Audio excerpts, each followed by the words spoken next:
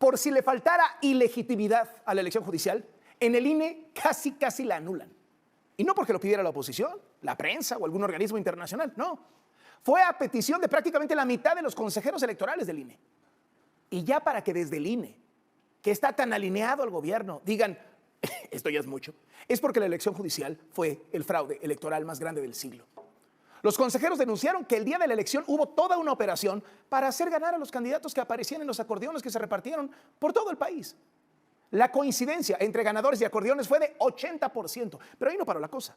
Denunciaron que hubo boletas que estaban marcadas pero que no tenían dobleces. Entonces, ¿cómo entraron a las urnas? No, nunca entraron a las urnas. Boletas marcadas con la misma letra. Casillas con el 100% o más de participación.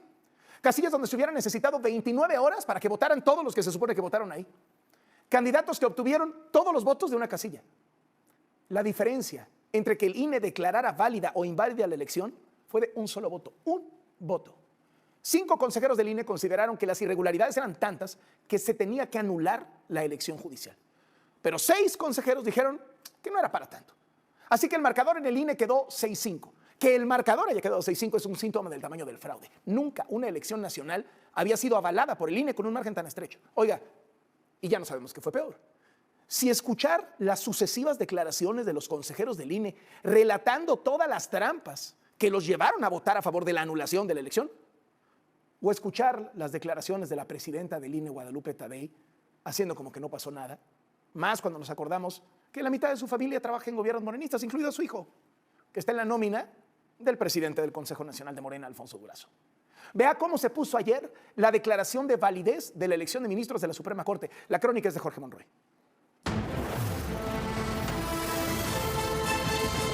Amigo, México está contigo. Amigo, México está contigo.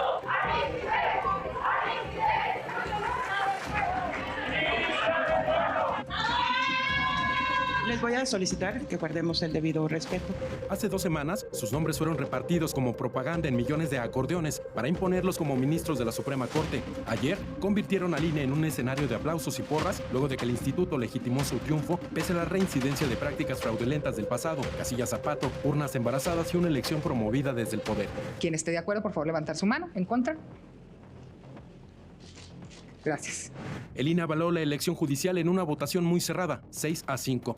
5 consejeros consideraron que la elección debía anularse frente al cúmulo de irregularidades. Se trata de Arturo Castillo, Martín Faz, Dania Rabel, Jaime Rivera y Claudia Zavala.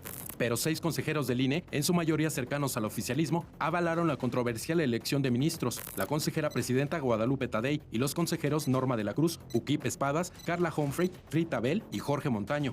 El INE aceptó que en 818 casillas instaladas el 1 de junio en 25 entidades del país hubo prácticas fraudulentas. Al cómputo nacional de la elección de ministros de la Suprema Corte se le restaron 3.700.000 votos, principalmente de Chiapas, donde ocurrió el 70% de las irregularidades.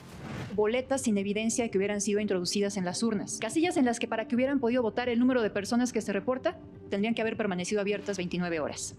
Reportes de casillas donde uno o más candidatos recibieron la totalidad de los votos, estas llamadas casillas zapato. Un orden que además coincidía plenamente con los acordeones que se repartieron. Esto equivale a decir que en el 61.74 de las casillas obtuvieron la mayoría de votos entre 6 y 9 candidaturas de dicho acordeón, con lo que se consumó una operación que tira por la borda décadas de lucha ciudadana por la autenticidad del voto. No cambian sustancialmente los resultados electorales, pero sí han afectado sensiblemente la calidad de estas elecciones.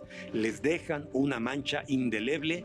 El consejero Arturo Castillo propuso en vano detener la declaración de validez de 4 de las 6 elecciones hasta que el Tribunal Electoral resuelva si dichos actos merecen la nulidad de la elección. Propongo a este Consejo General, 1, no declarar la validez, que no es lo mismo que declarar la invalidez, no declarar la validez de las elecciones de la Suprema Corte de Justicia de la Nación. Para que una elección pueda anularse, tienen que encontrarse vicios graves en al menos un 20% de las casillas.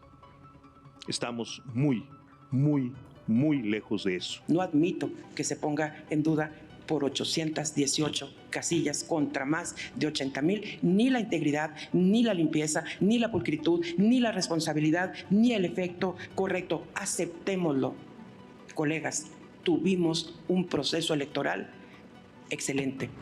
Los 9 ministros electos y sus familiares aguardaron por más de 2 horas en los pasillos y el salón contiguo del INE, entre ellos José María Riobó, contratista favorito de López Obrador y esposo de Yasmín Esquivel, Emiliano, Martín y Valentina, familiares de Lenia Batres, y los padres de Hugo Aguilar, quien presidirá la Corte a partir del 1 de septiembre. Y que en eso le olvide de que de los pueblos indígenas salió, y así es que pues, seguirá siendo humilde y sencillo. Estamos muy orgullosos de la ministra Lenia Batres, mi hermana. No me esté molestando, por favor. Tras recibir su constancia de mayoría, los 9 ministros se abrazaron con sus familiares, se tomaron selfies, recibieron porras y prometieron independencia judicial. A mí no me puso nadie, fue una decisión colectiva con los pueblos. No se preocupen, no haré seguimiento de ninguna consigna, ni de Morena, ni del PAN, ni del PRI, ni de los intereses económicos mezquinos.